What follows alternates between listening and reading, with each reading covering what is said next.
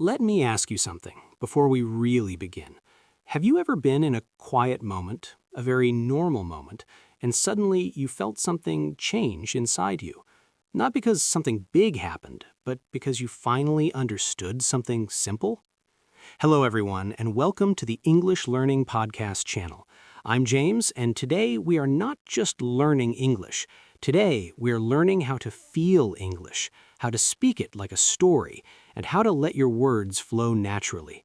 I want you to relax, take a deep breath, and imagine you are sitting with two friends, just listening and speaking slowly. Amelia is here with me, and Amelia, I want to start with a question that feels small, but is actually very big.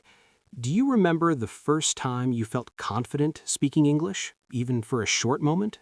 Oh, James, that question already brings back a feeling in my chest. Hello, everyone. I'm Amelia, and I'm so happy you're here with us today. I remember that moment very clearly.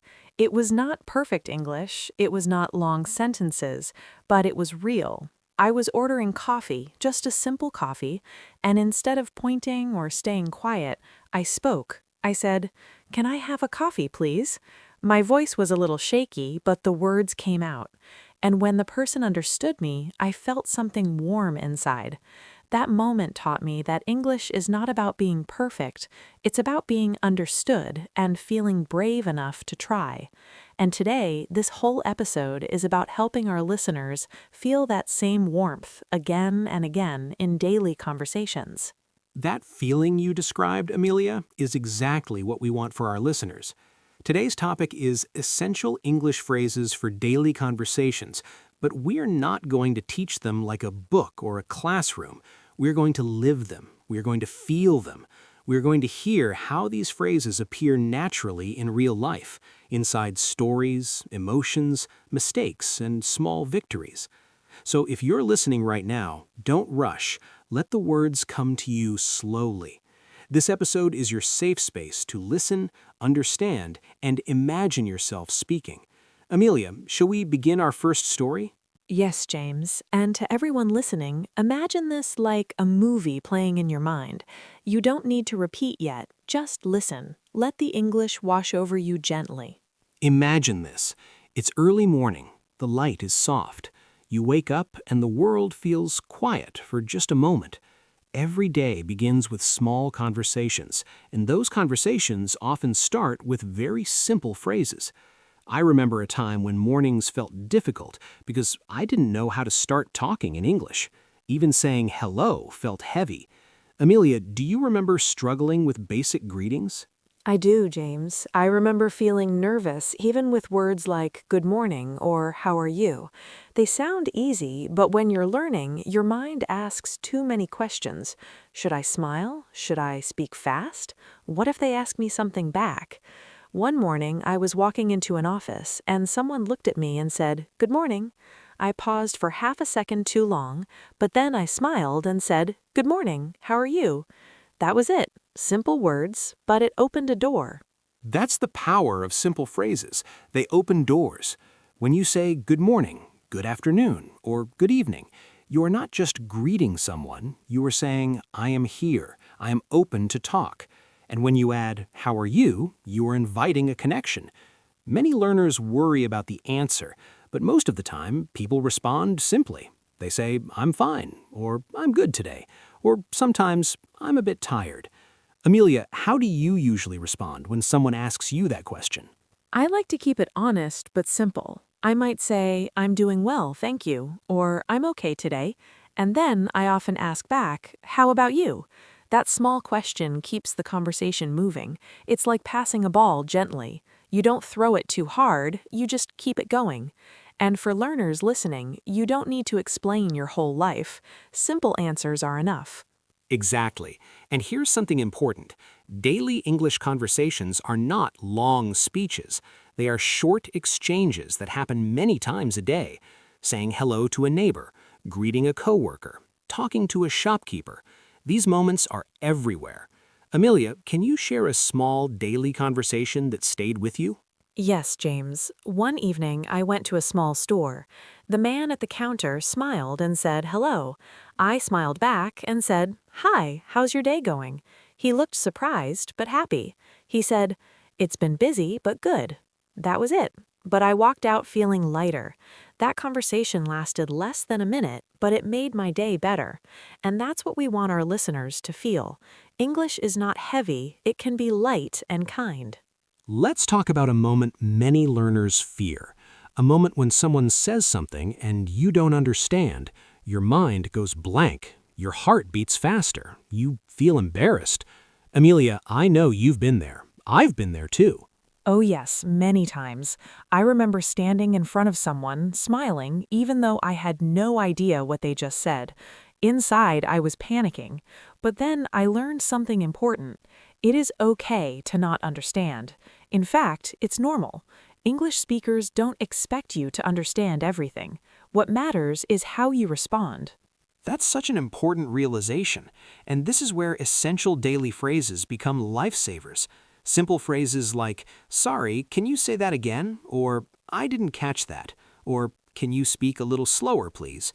These phrases are polite, natural, and very common. Amelia, do you remember the first time you used one of these? I do. Someone was giving me directions and they spoke very fast. I felt lost. But instead of staying silent, I said, "Sorry, can you repeat that more slowly?" The person smiled and said, "Of course." That moment taught me that asking for help is not weakness, it's communication. And every time I used those phrases, my confidence grew a little more. And confidence grows step by step, not all at once. Another helpful phrase is, "What do you mean?" Or, "Do you mean?" These phrases show that you are listening and trying. Amelia, how does it feel when someone asks you to repeat or explain something? It feels completely normal. I don't feel annoyed. I feel respected. It tells me the person cares about understanding. So to our listeners, please remember this. Native speakers forget words. They misunderstand too. Communication is a shared effort. That's beautifully said.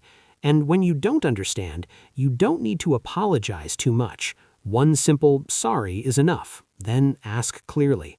English becomes easier when you stop being afraid of mistakes. Now, let's move into something very real and very human, talking about your day. This is one of the most common daily conversations. Someone asks, "How was your day?" And suddenly, learners feel pressure. Amelia, what do you think is the secret here? The secret is simplicity, James. You don't need a big story.